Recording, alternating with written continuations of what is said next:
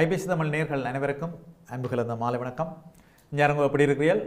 மீண்டும் ஒரு ஞாயிற்றுக்கிழமை உங்கள் அனைவரையும் எங்களுடைய ஊரோடு உறவாடு திண்ணையிலிருந்து சந்திக்கிறதில் நாங்கள் பெருமகிழ்ச்சி அடைகின்றோம். இப்போ நாங்கள் ஒரு நோய் நொடி அல்லது ஒரு இந்த காலம் கொஞ்சம் வசந்த காலம் என்றால் காய்ச்சல் அப்படி வந்து விட்டால் உடனே எங்கள்கிட்ட ஜிபிட்ட போய்க்கல அவர் சொல்கிறது கொஞ்சம் எங்களுடைய அம்மா அப்பா அல்லது மாமா மாமியாரையும் பார்த்து அவர் சொல்கிறது இப்போ தானே கோயில் திருவிழா நடக்கிறதுக்கு ஊருக்கு போட்டு வாங்கன்னு சொல்லிவினோம். ஏண்டால் அவர்களே சொல்லினோம் ஊருக்கு போய் எங்களோட வீட்டில் இருந்துட்டு எங்களுடைய இளைஞனத்தை பார்த்துட்டு வரைக்கில் வந்து எங்களுடைய இந்த நோய் நொடிகள் எல்லாம் போய் ஒரு ஆயுள் காலம் நீள்வதாக எல்லோரும் சொல்லிக் கொள்கின்றார்கள். இதே போல தான் எங்களுடைய வாழ்வியலும் அமைஞ்சது. அந்த வாழ்வியலை பேசுகின்ற களம் தான் IBC தமிழுடைய ஊரோடு உறவாடு. உதாரணமான நேர்களை நாங்கள் பார்ப்போம். ஒரு தாய்தல் இருக்கைகள் ஒரு காய்ச்சல்னு சொன்னால் அல்லது ஒரு அம்மல் குணமாக இருந்தால் சொல்லிவினோம் இடியப்போதோட தூதுவலை சம்பளம் இறைச்சி விடுங்கோ சாப்பிட்டு கொடுத்தால் மறந்துடுமென்னு சொல்லுவார்கள். ஒரு காய்ச்சல் வாய்க்கு என்ன ஒரு விஷயம் சொல்லுவேன், நல்ல ஒரு உப்பு கஞ்சி முருக்கமிலையும் குறுநீர் ஆலம் போட்டு நல்ல ஒரு கஞ்சி காய்ச்சி கொடுத்து விட்டால் எல்லாம் பறந்துடுமென்று சொல்வார்கள். இதெல்லாம் எங்களுடைய அப்போ வச்ச காலத்திலிருந்து கண்டுபிடிச்ச எல்லாம் வந்து மருத்துவ ரீதியாக அவர்கள் செய்து வந்த உணவு பண்ட முறைகள். இப்பொழுது இதெல்லாம் பார்த்தால் மேல்நாட்டவர்கள் இதுக்கு ஒரு 9-10 பக்கத்தில் அறிக்கைகளை போட்டுட்டு தாங்கள்லாம் கண்டுபிடிச்சோன்னு சொல்லினான். காலங்காலமான நேர்களே ஆபிரகாம் லிங்கனையும் ஐசாக் நியூட்டனையும் படித்து எங்களுடைய பேராசிரியர் துர்ராஜா மாஸ்டரை பற்றி நாங்கள் அதிகம் படிக்காமல் போய்விட்டோம். எங்களுடைய விருப்பம் எங்களுடைய ஆளுமையானவர்கள் எங்களுடைய வாழ்வியல் எங்களுக்காக தங்களை தந்தவர்களை நாங்கள் பதிவாக்க வேண்டும், அவர்களை சந்திக்க வேண்டும் என்பதுதான் இந்த நிகழ்ச்சி. அந்த வகையில் இன்றைய தினம் நாங்கள் சந்திக்க போகின்றவர் ஒரு அற்புதமான மனிதர். இப்போ பொதுவாக நாங்கள் பார்ப்போம் நேர்களை நாங்கள் பாடசாலையில் படிக்கும் பொழுது இப்போ விஞ்ஞான பிரிவிற்கும் கணித பிரிவுக்கும் வர்த்தக கலை பிரிவு இருக்கும். எனவே அந்த துறையில் படிப்புகின்ற ஆசிரியர்கள் மீது அவர்களுக்கு ஒரு மதிப்பு ஒரு விருப்பம் இருக்கும். மற்றவர்களை கண்டால் தலையாட்டி போட்டு போவார்கள். ஆனால் ஒரு சிலருக்கு மட்டும் எல்லா பிரிவிலும் படிக்கின்ற மாணவர்களுக்கு ஒரு மதிப்பு இருக்கும், அதே நேரம் ஒரு நேசிப்பார்கள், விருப்பம் இருக்கும். பொதுவாக எங்களுடைய கிராமம் அல்லது எங்களுடைய பாடசாலை அல்லது ஒரு குறிப்பாக படிக்கிற பாடம்தான் பலருக்கு முகவரி கொடுக்கும். ஆனால் ஒரு சிலர் ஒரு கிராமத்துக்கு ஒரு பாடசாலைக்கு குறிப்பிட்ட ஒரு பாடத்துக்கே முகவரி கொடுப்பார்கள். இப்போ நாங்கள் பொட்னி என்ற ஒரு விஷயம் பார்த்தோம். பொட்னி என்ற ஒரு பாடம் என்று பார்த்தால் உடனே எல்லாரும் கேட்குறது அப்போ நீங்கள் குணசீலன் மாஸ்டர்கிட்ட படித்தோன்ட்டு கேட்பினோம். அல்லது குணசீலன் மாஸ்டர் என்ற ஒரு எத்தனையோ மாஸ்டர்கள் குணசீலன் மாஸ்டர் இருந்தாலும் குணசீலன் மாஸ்டர் என்று நீங்கள் கதைத்தால் உடனே கேட்பினோம் நீங்கள் பொட்னி குணசீலன் மாஸ்டரை கேட்பீர் சொல்லிவினோம். அப்படி பொட்னி என்றால் அது குணசீலன் மாஸ்டர். இந்த இரண்டையும் பிரிக்க முடியாது. மணியையும் ஓசையும் கடலையும் அலையும் எப்படி பிரிக்க முடியாததில் பொட்னி என்ற சொல்லையும் அதேபோல் குணசீலன் மாஸ்டர் என்ற வரையும் பிரிக்க முடியாது. இன்றைய எங்களுடைய திண்ணைக்கு வந்திருக்கின்ற அன்புக்கும் பெருமதிப்புக்கும் உரிய ஆசான் பொட்னி குணசீலன் மாஸ்டர் அவர்களை உங்களுக்கு எங்களுடைய திண்ணையில் சந்திப்போம். வணக்கம் சார். வணக்கம் சுதர்ஷன். இன்றைக்கு இந்த திண்ணையில் சந்திக்கிறதில் பெருமகிழ்ச்சி. இப்போ பார்க்குறவர்கள் யோசிப்பினும் இடைப்பா இவன் பாவி படித்தது காமர்ஸ், இப்போ சார் வந்து பொட்னி என்ன விஷயம் கதைக்க போயிடணும்ன்ற ஒரு எதிர்பார்ப்பு இருக்கும். சார் எல்லோரும் சொல்கிறது அடிக்கடி எல்லோரும் சொல்லுவார்கள் சார் கதைச்சால் எல்லாம் சிந்தித்து கதைப்பார், தேவையில்லாமல் கதைக்க மாட்டார், ஆனால் அதில் சமூக பார்வை இருக்குமென்று இருக்கும். பல விஷயங்களை நாங்கள் பார்க்க போகிறோம். இப்போ நீங்கள் சார் ஒரு மிகப்பெரிய கணித விழாக்காக இங்கே வந்திருக்கின்றீர்கள். குணசீலன் மாஸ்டர் அவர் படிப்புக்கிற ஸ்டைல், அவர் படித்தவர்கள் இப்போ நாங்கள் எங்கே பார்த்தோம்னு சொல்ல வைத்திய கலாநிதியில் எடுத்துக்கொண்டால் அதில் அநேகமானவருடைய அந்த வைத்திய கலாநிதியில் குணசீலன் மாஸ்டர் என்றவர்கிட்ட நீங்களும் அதுக்கு அடங்கியிருப்பீர்கள், கட்டாயம் இருக்கும். ஏன்னா குணசீலன் மாஸ்டர்கிட்ட படிப்புக்கிற ஸ்டைல் பாடம் அதெல்லாம் தெரியும். எங்களுக்கு சின்ன விருப்பம் சார், உங்களுடைய பெற்றோர்கள் உங்களுடைய இடம் இந்த குணசீலன் மாஸ்டர் என்றால் ஒரு இப்படித்தான் இருக்கும், ஒரு கண்டிப்பு ஒரு இறுக்கம் இருக்கும், ஒரு பயபக்தி மாணவர்கள் அப்படி இருக்கும் வகுப்புகள் எல்லாம். இது யாரிடமிருந்து வந்தது? முதல்ல சார் உங்களுடைய அப்பா அம்மா பற்றி இருக்கா? உண்மையாக சுதர்ஷன், என்னுடைய அப்பா கரவட்டி இடத்தை சேர்ந்தவர். அவருடைய பேர் சின்ன தம்பி. துரதிருஷ்டவசமாக நான் அவரது 48வது வயதில் பிரிந்து விட்டேன்.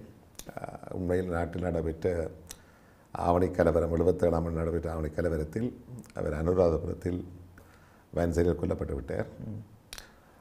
அம்மா சாவச்சேரி, அதாவது தென்மராட்சி பகுதியைச் சேர்ந்தவன், மிரிசுவில் உசன் கிராமத்தைச் சேர்ந்தவன். இருவரும் காதல் வயப்பட்டுத்தான் திருமணம் செய்ததாக சொன்னார்கள். அவர் அடிக்கடி சொல்வதுண்டு, நாங்கள் காதல் திருமணம் செய்தபடியால் எங்களோட பிள்ளைகள் ஒரு நாளும் காதலிக்க மாட்டார்கள் என்று சொல்லி, காதல் படுத்தும் பாட்டு வீட்டை பிள்ளைகள் படுகிறார்கள் என்று சொல்லி நகைச்சுவை சொல்வார்கள். அதுபோலத்தான் நான் எனது மனைவி வந்து அதே கரவட்டி கிராமத்தை சேர்ந்தவன். அவள் பேர் கலாவாணி. அவள் நெல்லிடை மக்கள் வங்கியில் முகாமையாளராக கடமையாற்றுகின்றார். எனது அம்மா வட இந்து மலர் கல்லூரியில் ஓய்வு காலத்தின் போது தலைமை ஆசிரியராக கனவு புரிந்தவர். அப்பா அனுராதபுரத்தில் கல்வி திணைக்களத்தில் கடமையாற்றும் போதே அவர் உயிர் நீத்து விட்டார். அம்மா வந்து இயற்கை எய்தினர். அவர் 68வது வயதில். மேலதிகமாக நீங்கள் எதை எதிர்பார்க்குறீங்க கேட்டால் சொல்லுங்கள். இல்லை சார், இப்போ நான் முதல்ல ஒரு கேள்வின்னு சொன்னால், இப்போ உங்களுக்கண்டு ஒரு ஒரு ஒரு வட்டம் இருக்கின்றது, குணசீலன் மாஸ்டர்னு சொன்னால் பிள்ளைகள் எல்லாருக்கும் தெரியும். சிறுட்டை இப்போ 7 ரிசல்ட்ஸ் வந்த உடனே சயின்ஸ் படிக்க போகிறேன்னு சொன்னால் தெரிவு செய்யணும் குணசீலன் மாஸ்டர். அதுக்குள்ளே அவர் படித்து கொண்டிருக்காக சொல்லிவினா குணசீலன் மாஸ்டர் என்றால் இப்படித்தான் இருக்கும், வகுப்பில் கேள்வி இழக்கப்படும், பல விஷயங்கள் இருக்கும், அவர்கிட்ட படிச்சுட்டு போகணும், விளையாட்டு தினம் இருக்கப்படான்னு தெரியும். இந்த ஒரு உங்களுக்கான அந்த திட்டமிடல் இப்போ சொல்லிவினா குணசீலன் மாஸ்டர் ஸ்டைலில் மாதிரி நாங்கள் படிப்பிக்கலாம். அவர் வேறு விஷயம் எல்லாத்தையும் உள்ளடக்கி நீங்கள் ஒரு கதையை சொல்லுவீங்களா, ஒரு சுவாரஸ்யம் இருக்கும். அதாவது அடுத்த வகுப்பில் கணித பிரிவில் கெமிஸ்ட்ரியில் இருக்கிறவர் கூட ஒரு காது கேட்பாரா உங்களோட சுவாரஸ்யமான கதையை சொல்லும்போது. இன்னொரு சொல்லுவீங்கன்னா குணசீலன் சார் படிப்பிக்கல ஒரு தோணி இருக்கும், பேசைக்கில் ஒரு தோணி இருக்கும், டெண்டுன்னு ராமாக இருக்கும். இது எப்படி சார் வந்தது? உங்களோட பெற்றோரிடமிருந்து வந்ததா இல்லை எப்படி நீங்கள் அதை உங்கள்கிட்ட எப்படி அது உள்ளுக்கு வந்தது அந்த விஷயம்? உண்மையில் இதில் நான் சொல்லக்கூடியதுன்னு சொன்னால் எல்லா புகழும் இறைவனுக்குரியதான். ஒன்று, நான் கல்வி கற்பிக்கும் போது உண்மையில் நான் விருப்பமாக இந்த துறையை தெரிவு செய்யவில்லை, அதாவது ஆசிரியர் துறையை தெரிவு செய்யவில்லை. உண்மையில் எல்லோரும் விரும்புவது போல உயிரியல் பிரிவு மாணவர்கள் விரும்புவது போல நானும் வைத்தியத்துறையை தான் விரும்பியிருந்தேன். ஆனாலும் எனது கடுமையான முயற்சி இருந்த போதிலும் உயிரியல் துறைக்குத்தான் நான் தெரிவு செய்யப்பட வேண்டியிருந்தது. அந்த உயிரியல் துறையில் நான் கல்வி கற்பிக்க வேண்டிய சூழல் வந்தபோது ஒரு தயக்கம் இருந்தது. ஆனாலும் ஒன்று நான் வரித்து கொண்டேன், அதாவது இந்த தொழிலில் எனக்கு கிடைத்தபடியால் ஒன்றில் கவனமாக இருந்தேன். எனக்கு கற்பித்த ஆசிரியர்களை நான் ஒவ்வொருதிலும் எனக்கு என்ன பிடித்த விடயங்களோ அவற்றை மேற்கொண்டேன். உதாரணமாக கண்டிப்பான ஆசிரியர்கள் எனக்கு பின்னர் அவர்கள் அந்த நேரம் நாங்கள் உண்மையில் அவர்கள் கண்டிப்பாக கவலைப்பட்டதுண்டு. அவர்களை மனதால் ஓரளவுக்கு வருத்த மாதிரி அந்த சமயத்தில். ஆனால் பின்னர் அவர்கள் ஒரு விரும்பத்தக்கவர்களாக, ஒரு விருப்பத்துக்குரியவர்களாக மட்டுமல்ல, ஒரு மனதால் பூசிக்கப்பட வேண்டியவர்களாக இருந்தார்கள்.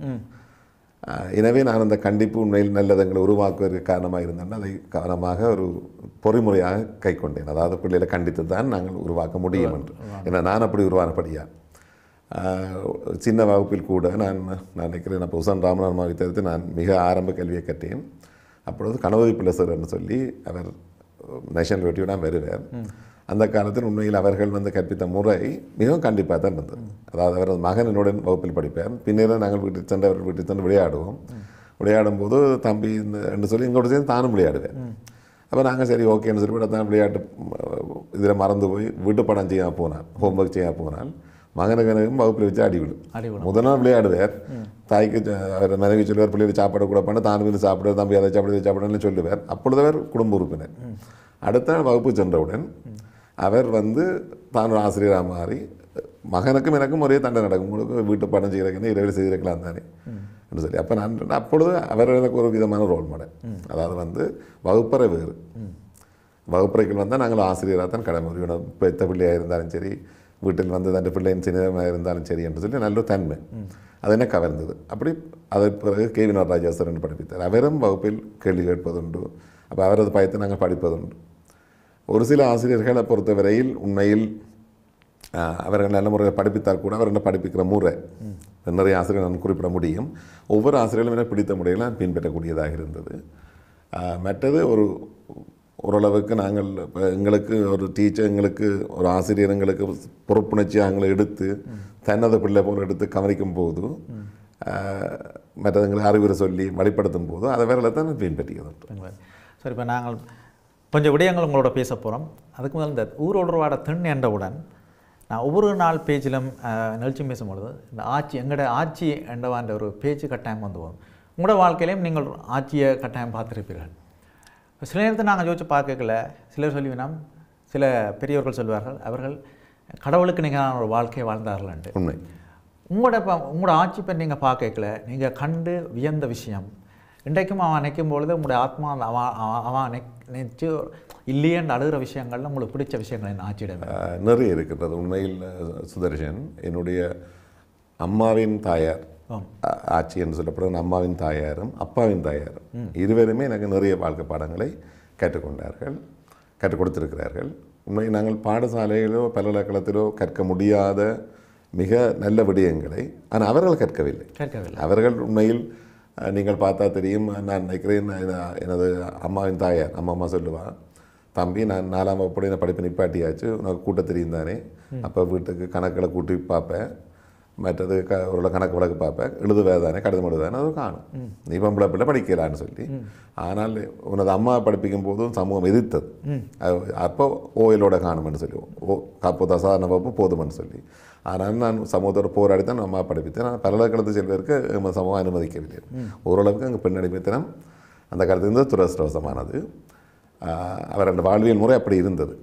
ஆனாலும் அவர் போதித்த அந்த வாழ்க்கை தன்மைகள், வாழ்க்கை நெறிமுறைகள் நான் நிச்சயமாக ஒரு ஆச்சரியத்துக்குரிய விடயம். என்னென்னதை பெற்றுக்கொண்டாருன்னே தெரியவில்லை. அவர்களோட ஒவ்வொரு சொல்லிலும் பெருமதி இருக்கு. நான் நிறைய விடயங்களை சொல்ல முடியும். ஒன்று, அந்த நேரம் அவர் தெரியும் மௌன விரதம் என்று கூட இருப்பார். ஒரு வருடத்தில் ஒரு முறை மௌன விரதம் இருப்பார். ஒரு வருடம் பேச மாட்டேன். தங்களை கட்டுப்படுத்தி பல முறைகளை கற்றுக்கொண்டார்கள். இப்போ யாரையும் பற்றி நாங்களோ அல்லது எங்கள் அம்மா கூட குறை சொன்னால் பிள்ளைகள் யாரை பற்றியும் நாங்கள் விமர்சிக்கக்கூடாது. நாங்களும் எங்களோட பாட்டை பார்ப்போம், அதாவே என்ற வாழ்க்கை அப்படி போகட்டும். ஒரு பிறரை பற்றி கதைத்தால் எங்களோட வீட்டுக்கு கூடாது, ஆகாது. ஒருவரை பற்றி நாங்கள் கதைக்க முடியாது. நாங்களும் எங்களை விஷயத்தை கதைப்போம். அவை என்ற பாட அவையில் அவை என்ற நன்மைகளை செய்யணும். எங்களுக்கு என்ன செய்யணும்? அவை ஒன்றும் தீமை செய்யலை. தீமை செய்தாலும் அது அவையில் தான் தேரும். நீங்கள் அதை பற்றி கதைக்க வேண்டாம் என்று சொல்லி அது நல்ல தன்மை. இப்போ நாங்கள் என்ன செய்கிறோம்னா, இப்போ நீங்கள் பார்த்தா தெரியும், எல்லோருமே ஒரு தரையும் பார்த்து பிள்ளை சொல்லி நீ பிள்ளைன்னு வாழ்ந்து பழகிட்டோம். அது துரதிர்ஷ்டவசமானது. இன்றைக்கு எங்களோட இதில் நாங்கள் மற்றவர்களை பார்த்து மற்றவர்களை பற்றி கதைப்பதிலேயும் அது நேரத்தை செலவிடுகின்றோம். இது ஒரு மிக இப்போ நான் அந்த வாழ்வு முறைகளை நான் அவதானித்த விடயம். மற்றது என்னுடைய அப்பாவின் தாயாரை பொறுத்தவரையில் இருவரிலும் தன்மை இருந்தது. கூடுதலாக அவர்கிட்ட அவதானித்த விடயம், எவர்கிட்டையும் இப்போ என்னுடைய அம்மாவோ அப்பாவோ வாங்கி கொண்டே கொடுத்தா கூட கடமைப்பட மாட்டார். பிள்ளைகிட்ட இந்த எதுவும் எதிர்பார்க்க மாட்டார்கள். இப்போ தமது இறப்புக்கு பின்னர் கூட தமது சாச்செலவுன்னு சொல்கிறார்கள் ஊருக்கு, அதற்கென்று காசை யாரிடம் கொடுத்து வைத்திருப்பார்கள். பிறகு அந்த சாச்சை நடத்துறதுக்கு அந்த காசு வந்து சேரும். அப்போ அதாவது தாங்கள் இறப்பின் பின்னர் கூட தாங்கள் யாருக்கும் பாரமாகவோ அல்லது இது செலவே வைக்கக்கூடாத தன்மை இருந்தது. இப்பொழுது நாங்கள் என்ன செய்கிறோம் என்றால், எல்லாத்தையும் யார்கிட்டையும் வந்து செய்ய வேணும், வாங்க வேணும், தரத்தான் வேணும்னு சொல்லி எதிர்பார்க்குறோம். இது மிகவும் ஒரு வேறுபாடாக இருக்குது. இப்போ நாங்கள் படித்து விட்டோம், ஆனால் உழைக்கிறோம், போதிய பணம் இருக்கிறது, அவரிடம் பெரிய உழைப்பு பணம் எங்கே அந்த காசை சேர்த்து வைத்தான்னு தெரியவில்லை. அதேபோல் மற்றவரிடம் கடமைப்படக்கூடாது என்று நிறைய விடயங்கள் நான் உங்களோட பேசிக்கொள்ள முடியும் சிறிது நேரத்தில். எனவே அந்த ஆட்சி அவர்களுடைய அந்த அந்த வழிகாட்டல், அந்த அன்பு அதற்குள்ளால் வந்திருக்கின்றீர்கள். இப்போ சார் இங்கே வந்து இந்த சிதம்பரம் கல்லூரி நடத்தின கணித விழா, அதில் நீங்களும் ஒருவராக இருக்கின்றீர்கள், அதனூடாக வந்தீர்கள். அதுக்கு முதல் இப்போ நீங்கள் பிரித்தானியானவுடன் மூலம் படித்த மாணவர்கள் இடைவிடாத உங்களை எல்லா இடம் அழைத்து கொண்டே காட்டியிருப்பீர்கள். நீங்கள் வந்ததன் பின்னர் இப்படி ஒரு இடமா நீங்கள் உங்களை வியப்பில் ஆழ்த்திய ஒரு விஷயம் வேண்டாம், நீங்கள் எதை பார்ப்பீங்க? உண்மை சுதர்ஷன், நான் இங்கிலாந்துக்கு என்னத்தை எதிர்பார்த்து வந்தேனோ அவ்வளவும் என்ன பொறுத்த எதிர்பார்ப்பும் மாறாக இருக்கின்றது. அதே போன்றுதான் இங்கு உள்ளவர்களும் சில பேர் உண்மையில் இலங்கை பற்றி எதிர்பார்ப்பார்கள், நம்ம தாய்நாட்டை பற்றி எதிர்பார்ப்பார்கள். நாங்கள் நேராக வந்து பார்க்கும்போது தான் கன விடயங்களை நாங்கள் உணர முடிகின்றோம். அங்கே கேள்விப்படுவதெல்லாம் ஒரு சில 4 பேரிடம் கதைத்திருப்போம். மற்றது ஊடகங்கள் மூலமாக சில தகவலை மட்டும் பெற்றுவோம். ஊடகங்கள் ஒரு சில தகவலை தான் தரும். ஆனால் உண்மையில் இங்கே உள்ள மக்களுடன் எங்களோட தாய உறவுகளுடன் நாங்கள் பழகும்போது அவர்களது ஒவ்வொரு தன்மையை நாங்கள் உணர்ந்து கிட்டத்தட்ட உண்மையில் நான் இங்கே வந்திருக்கும் போது எனக்கு இங்கிலாந்தில் இருப்பதாக நான் உணரவில்லை. அவ்வளவு தூரத்துக்கு எல்லோருமே நான் சந்தித்த மனிதர்கள் எல்லோரும், நான் இங்கிலாந்தில் எல்லோரையும் சந்தித்த இல்லை, பெரும்பாலான சந்தித்த போதும் சந்தித்த அனைவருமே அதே வாழ்வியல் முறையைத்தான் பின்பற்றுவதாகவும் அதே அன்போடு இருப்பதாகவும் நான் உணர்கின்றேன். உண்மையில் நான் இங்கு பார்த்த விடயங்களை பொறுத்தவரையில் ஒரு விதத்தில் கல்வித்துறை சார்ந்த நொட்டிங்ஹாம் பல்கலைக்கழகம், கேம்பிரிட்ஜ் பல்கலைக்கழகத்தை சென்று பார்த்துருக்கின்றேன். இம்பீரியல் காலேஜுக்கு அந்த மாணவி ஒரு அடங்கு வேலை செய்கின்றார், எஃப்ஐஆவை கூட்டிக்கொண்டு காட்டியிருந்தார். இப்படி அப்படியான இடங்கள் தரிசித்திருக்கின்றேன். எனது புலம் சார்ந்த சார்ல்ஸ் டார்வினது இல்லத்துக்கும் நாளை மறுதினம் சென்றிருக்கின்றன, கென்ட்டில் இருப்பதாக சொன்னார்கள். மியூசியம் 3 மியூசியத்தையும் சென்று பார்த்துருக்கேன். அண்மையில் இருக்கிற நேஷனல் ஹிஸ்ட்ரி மியூசியம் மற்றும் சயின்ஸ் மியூசியம், அதுக்கு பக்கத்தில் இருக்கிற அந்த புராதன சின்னங்களோடு அடக்கிய மியூசியம் சென்று பார்த்துருக்கின்றேன். இது எனது புலம் சார்ந்தது. பல்வேறுபட்ட கலை நிகழ்ச்சிகளை நான் ரசிக்கின்ற வாய்ப்பு கிடைத்தது. ஒன்று டாக்டர் நித்யானந்தன் அவர்கள் என்பது ரண்டம் ஃபவுண்டேஷன் ஏற்பாடு செய்யப்பட்ட கலை நிகழ்ச்சி, தமிழ் பிள்ளைகளை உள்ளடக்கிய நிகழ்ச்சியும் பார்த்து மகிழ்ந்தேன். அதே போன்று ஒரு ஆங்கில இதழுக்குரிய இந்த கலை நிகழ்ச்சி ஒன்றை நான் பார்க்கும் வாய்ப்பு கிடைத்தது. அதே போன்று இந்த பல்வேறுபட்ட மாணவர்களும் என்னை வீட்டுக்கு அழைத்திருந்தார்கள், உறவினர் அழைத்திருந்தார்கள். அவர்களது வீட்டு இல்லத்தையும் தரிசித்து அவர்களது வாழ்வியலை அறியக்கூடியதாக இருந்தது. ஆலயங்களை சென்று பார்த்திருந்தேன். குறிப்பிட சொல்ல போனால் வேல்ஸ் ஆலயம், மற்றது பர்மிங்ஹாமில் இருக்கின்ற அந்த பாலாஜி ஆலயம், அதெல்லாம் சென்று பார்த்துருக்கின்றேன்.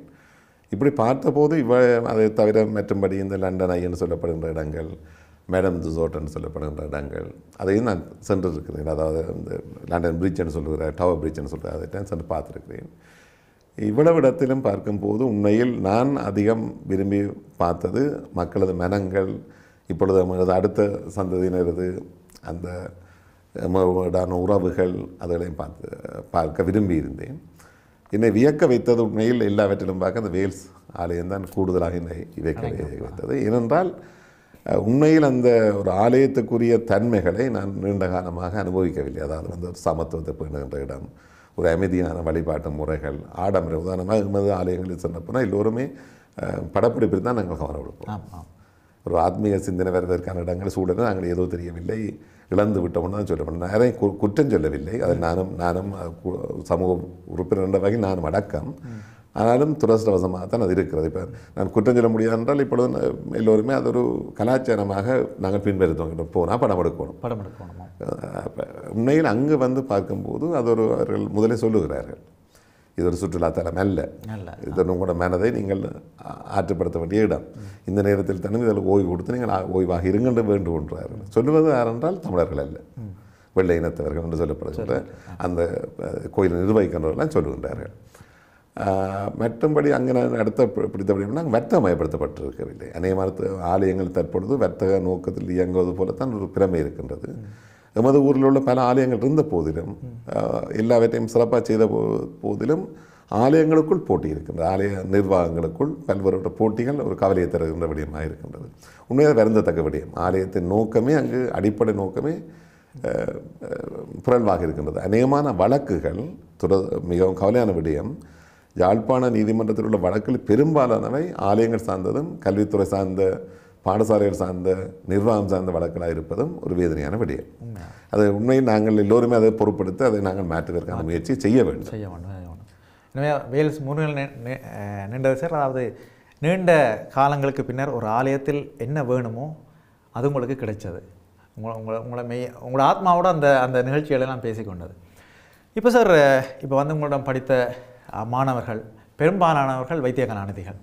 அவர்கள் சந்தித்து மீறினால் அவர்களுடைய பிள்ளைகளும் வளர்ந்திருக்கும். பல பிள்ளைகள் தமிழ் பேசுவார்கள். நீங்கள் தமிழ் பள்ளிக்கூடங்களுக்கும் சென்றிருக்கின்றீர்கள். இந்த எங்களோட பிள்ளைகள் கதைக்கிற தமிழ் உங்களுக்கு எவ்வளவு தூரம் சுவையாகவும் சுவாரஸ்யமாக இருக்கின்றது? அல்லது நீங்கள் சில இடங்களில் தமிழ் புத்தகங்களை பார்க்கும் பொழுது இந்த தமிழ் படிப்புங்கின்ற முறை இன்னும் இலவாக இருக்கலாமா? இப்போ அதான் சார், நாங்கள் ஊரில் இருக்கைகளை நாங்கள் ஆங்கிலம் படித்த மாதிரி, இங்கிலீஷ் படித்த மாதிரி தான். இப்போ நீங்கள் அந்த தமிழ் மொழியையும் எங்களோட பிள்ளைகளையும் இந்த பாடத்திட்டங்களையும் நீங்கள் எப்படி பார்க்குறீங்க? நல்லது சுதர்ஷன். உண்மையில் நான் சொல்ல வேண்டிய விடயம் அது. எனக்கு ஒரு ஆதங்கம் இருக்கின்றது. எமது அடுத்த தலைமுறையும் தாயத்துள்ள தலைமுறைகளும் புலம்பெயர்ந்து வாழுகின்ற அடுத்த தலைமுறைகளும் இது போன்ற அன்போடு இணைந்தால் தான் வெற்றி. இப்பொழுது நாங்கள் நினைவது சகஜமானது என்றால் பிரிந்து விட்டு வந்தோம், இணைந்தோம். அடுத்தவர்கள் இங்கேருந்தே பிறக்கிறார்கள், அங்கேருந்தும் பிறந்து வளர்கின்றார்கள். அவர்கள் இணைக்கப்பட்டால் நிச்சயமாக நமது இனத்துக்கு ஒரு பலமாக இருக்கும் என்ற அபிப்பிராயம். அந்த அடிப்படையில் இங்கு தமிழ் பாடசாலைகள், நான் நினைக்கிறேன் அறிந்தவரை 100க்கும் மேற்பட்டவர் குறிப்பிட்டார்கள். நான் அதை பற்றி புள்ளிவிவரங்கள் எடுக்கவில்லை. அந்த பாடசாலைகள் நல்ல நோக்கத்துடன் இயங்கி மாணவர்கள் முன்னேற்றம் முற்படுவது, அனைத்து பாடசாலைகளையும் இயக்குகின்ற அங்கு கற்பிக்கின்ற அனைத்து ஆசிரியர்களையும் நான் சிறந்தாழ்த்தி நன்றி தெரிவிக்கின்றேன். நல்ல வரவேற்கக்கூடிய விடயம். அந்த ஆசிரியர்களை பொறுத்தவரையில் அவர்கள் தங்கள் குறைந்த ஊதியத்துடன் தான் நாங்கள் வேலை செய்வதாகவும் நான் கேள்விப்பட்டுகின்றேன். உண்மையில் அந்த பிள்ளைகளுடன் கதைக்கும் போது நீங்கள் சரியாக சொன்னீர்கள், அங்கு நாங்கள் ஆங்கிலத்தை எப்படி கேட்போமோ பிள்ளைகள் உண்மையில் என்றால் அவர்களுக்கு இங்கே 2வது மொழி போல தான் தமிழ் இருக்கின்றது. அவர்களை அங்கு இப்பொழுது எல்லாம் ஆங்கிலம் கற்பிப்பதற்கு மிக இலகுவான முறைகள் வந்திருக்கிறது. அதாவது பிள்ளைகளை இணைத்து ஒரு பேச்சு முறையை பழக்கி அப்படியே பழப்பதற்காக இங்கே நான் அவதானித்த விடயம் பிள்ளைகள் எல்லோரும் தமிழில் நன்கு ஆற்றல் பெற்றவர்களாக இருந்தால் கதைப்பதற்கு கூச்சப்படுகிறார்கள். உண்மையில் அங்கு ஆங்கிலத்தில் எல்லோரும் நாங்கள் கிரெடிட்டோ அல்லது டிஸ்டிங்ஷன் பாஸ் எடுத்தாலுமோ கதைப்பதற்கு வெக்கம். ஏன்னா எங்களுக்கு அதற்கான பயிற்சிகளை தருவது அந்த பழைய பாடத்திட்டத்தில் குறைப்படுத்த செய்கிறார்கள். இங்குள்ள பிள்ளைகளுக்கு அந்த பேச்சு முறையில் ஒரு கூச்சம் இருக்குது. நான் கதைத்தாளர் பகுதி பண்ணுவார்களோ அப்படி இருக்கிறதே தவிர மற்றபடி பிள்ளைகள் நல்லவர்களாக அநேகமான இடங்களில் நான் பிள்ளைகள் வரவேற்று எங்களை இருத்தி திருப்பி வழி அனுப்ப மட்டும் கூட எங்களோடு இருக்கிறார்கள். சில இடங்களில் மட்டும் சிறிது கொஞ்சம் அவர்கள் தயக்கம் காட்டுகிறார்கள், கொஞ்சம் கூச்ச சுபாவம் மாதிரி. அது ஓரளவு பெற்றோர்கள் அதை மாற்றி அமைப்பார்கள் நான் நம்புகின்றேன். மாற்றி அமைக்க வேண்டும். நிச்சயமாக தமிழ் பாடசாலைகள் ஓரளவுக்கு அந்த பிள்ளைகளுக்கு தமிழ் முறைகள், வரவேற்பு முறைகள், அவருடன் உரையாடும் முறைகள், அந்த கூச்சத்தை போக்கிவிட்டால் இன்னும் நல்லதாக இருக்கும் நான் நம்புகின்றேன். நேர்களை இப்பொழுது இந்த நிகழ்ச்சியை பார்த்து கொண்டிருக்கிற நேர்கள் யோசிப்பார்கள், சரி இவ்வளவு கதைக்கிற ஆசிரியர் இப்போ ஏன் இங்கே வந்திருக்கிறார், என்ன விஷயத்துக்காண்டி வந்திருக்கிறார்? இப்பொழுது நம்மவர்கள் மத்தியில் இங்கு மட்டுமல்ல எங்கெல்லாம் நாங்கள் வாழ்கின்றோமோ எல்லார் மத்தியிலும் ஒரு தேவையான விஷயமாகிவிட்டது ஒன்று. மிக அக்கறையாக அவர்கள் கொண்டு வந்த இந்த விஷயம்தான் சிதம்பர கல்லூரியுடைய பழைய மாணவர்கள் அவர்கள் நடத்துகின்ற இந்த கணித விழா, கணித மிகப்பெரிய பரீட்சை எல்லாருக்கும் ஒரு தேவையான விஷயமா இருக்கின்றது. அது எவ்வளவோ உச்ச பயனாக இருக்கின்றது. ஸோ அதற்கும் சேருக்கும் என்ன தொடர்பு, ஏன்னா அது சார்ந்த ஏன் சேர் இங்கே வந்தார்? தொடர்ந்து நாங்கள் பேசலாம். ஒரு சிறிய ஒரு விளம்பர இடைவெளியின் பின்னர் காத்திருங்கள் நேயர்களே. இது IBC நம்முடைய ஊரோடு உறவாடு.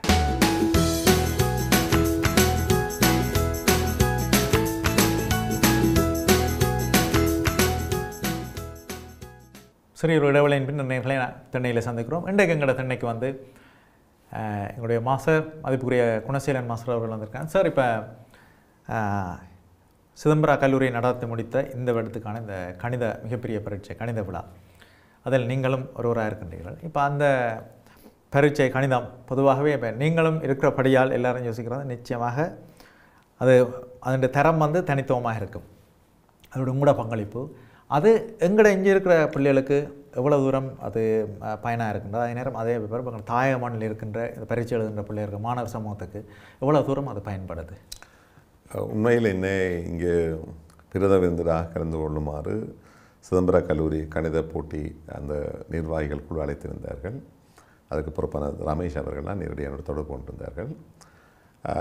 உண்மையில் நான் அந்த நிகழ்ச்சியை அன்று பார்த்தேன். மிகவும் நேர்த்தியான முறையில் அவர்கள் ஒரு சர்வதேச தரத்தில் நடத்தியிருந்தமை எனக்கு ஒரு நல்லொரு அனுபவமாக இருந்தது. நிச்சயமாக அதை நான் கொண்டு சென்று எனது ஆசிரியர் வைச்சகராசன ஆசிரியர்களுக்கும் அங்குள்ள இணையோருக்கும் நான் அதை பயிர வேண்டும், அது போன்று செய்ய சொல்லி. அதாவது உண்மையில் அந்த அப்படி ஒரு நிகழ்ச்சியை செய்வதில் ஒன்று சிதம்பர கல்லூரி அந்த நிகழ்ச்சியை நடத்தியவர்கள் மட்டும் பெருமை கொள்ள முடியாது, அந்த பரிசை வாங்கியவர்களுக்கு பெருமை. நிகழ்ச்சியை நடத்திய உண்மையில் நாங்கள் இப்படி நிகழ்ச்சியை நடத்தியோம் என்றதில் பல்வேறுபட்ட இன மக்களே வந்திருந்தார்கள். சிங்கள சௌர இனத்தைச் சேர்ந்த பெற்றோரோடு வந்திருந்தார்கள். வேறு இந்தியா, இலங்கை, இங்கிலாந்தில் உள்ள பல்வேறுபட்ட இன குடும்பத்தைச் சேர்ந்த பல்வேறுபட்ட பிள்ளைகளின் பெற்றோர்கள் வந்திருந்தார்கள். அவர்கள் முன்னிலையில் இவர்கள் அது சிறப்பாக அவர்களை பாராட்டினார்கள். நல்ல முறையில் ஒழுங்கமைத்திருந்தார். நடத்திய முறை எல்லோருக்கும் ஒரு முன்னுதாரணமான ஒரு செயற்பாடாக இருந்தது. உண்மையில் நான் நினைக்கிறேன், நீங்கள் தொலைக்காட்சி நிறுவனங்கள் நடத்துவது போல அதற்கு இணையாக அவர்கள் அதை மிகவும் நேர்த்தியான முறை திட்டமிட்டு, ஆனால் மிக குறைந்த வளம் தான் அவர்களுக்கு இருந்தது. இந்த வகையில் நான் உண்மையில் சிதம்பர கல்லூரி ஒரு 5 வருடம் கற்பித்தமை எனக்கு ஒரு பெருமையாக இருந்தது. இப்படி ஒரு பாடசாலையை நான் கற்பித்திருக்கின்றேன்.